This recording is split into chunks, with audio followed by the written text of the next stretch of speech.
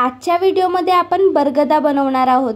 बरगदा हा पदार्थ UP Bihar side वट सावित्रीच्या पूजेला प्रसाद म्हणून बनवला जातो। तर चला आपण बरगदा बनवूया। तर बरगदा बनवण्यासाठी मी इथे 1.5 ग्लास गव्हाचं पीठ घेतलेली आहे, त्याचबरोबर 1 वाटी गूळ आणि इकडे मी विलायची पावडर घेतलेली आहे। गूळ बारीक करून घेतलेला आहे। आता आपल्याला या गुळाला विरघळवून घ्यायचं आहे। तर मी एक पातेलं घेतलेली आहे, पातेल्यामध्ये आपल्याला थोडंसं पाणी टाकायचं आहे, अर्धा ग्लासपेक्षा कमीच पाणी टाकलेली आहे मी। त्यानंतर आता या पाण्याला उकळी येऊ द्यायची आहे। पाण्याला उकळी आल्यानंतर हा गूळ आपल्याला इथे टाकायचा आहे आणि याला छान असं विरघळवून घ्यायचं आहे। तर बघू शकता गूळ छान असा विरघळलेला आहे। गॅस बंद करून घ्यायची आहे आणि आता आपल्याला या गुळाच्या पाण्यानेच हा पीठ भिजवून घ्यायचा आहे। तर थोडं थोडं करून आपण याच्यामध्ये पाणी टाकूया, गुळाचं पाणी, आणि पीठ भिजवून घेऊया। गरम आहे म्हणून चमच्याच्या मदतीने आपण याला मिक्स करून घेत आहोत। तर बघू शकता या प्रकारे थोडं थोडं हा पाणी टाकून आपल्याला हा पीठ भिजवून घ्यायचा आहे।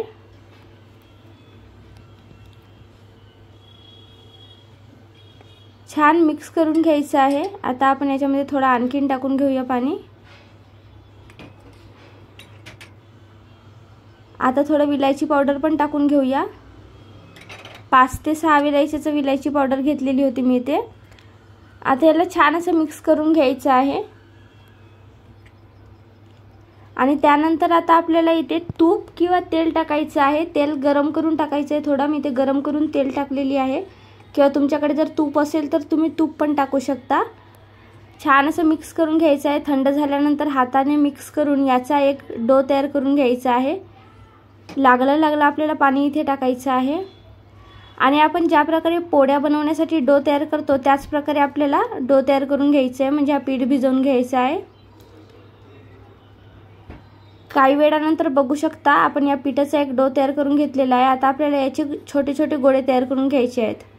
बघू शकता छोटे छोटे गोळे आपल्याला करून घ्यायचे आहेत।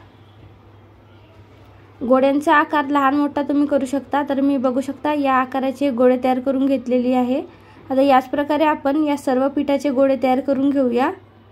बघू शकता सर्व पिठाचे गोळे तयार झालेले आहेत। आता आपण यांना फ्राय करूया आणि फ्राय करताना लक्षात ठेवा की हे आपल्याला स्लो गॅसवरतीच फ्राय करायचे आहेत।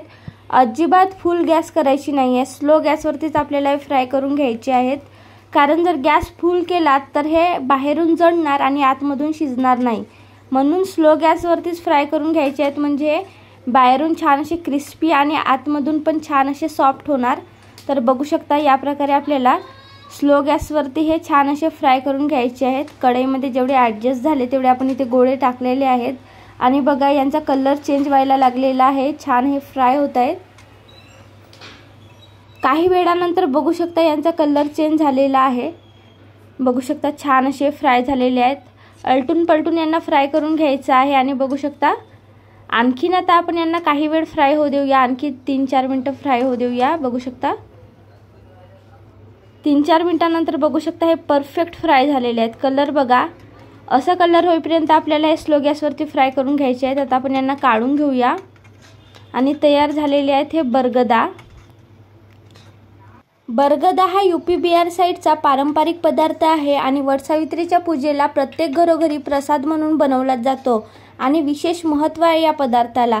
त्याचबरोबर हा खायला पण खूप चविष्ट लागतो, बाहेरून क्रिस्पी आणि आतमधून सॉफ्ट असतो आणि खायला खूपच चविष्ट लागतो।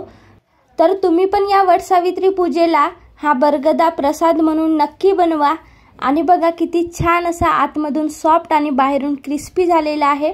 खूपच चविष्ट लागतो हा बरगदा, एकदा तरी नक्की ट्राय करा।